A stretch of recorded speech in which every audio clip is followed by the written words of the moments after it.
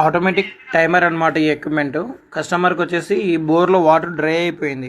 Every 1 అవర్కో 2 అవర్స్కి ఒకసారి water వేస్తే 10 మినిట్స్ వస్తుంది అనమాట వాటరు. అయితే కస్టమర్ ఏమంటే ఎవ్రీ 2 అవర్స్కి ఒకసారి మోటార్ ఆన్ అయ్యి ఆటోమేటిక్గా ఎంతసేపు వాటర్ వస్తే అంతసేపు రన్ అయ్యి దాని తర్వాత వాటర్ అయిపోతాయి, డ్రై అయిపోతే వాటర్ మోటార్ ఆటోమేటిక్గా ఆఫ్ కావాలన్నమాట. ఇది ఆటోమేటిక్ టైమర్ అనమాట.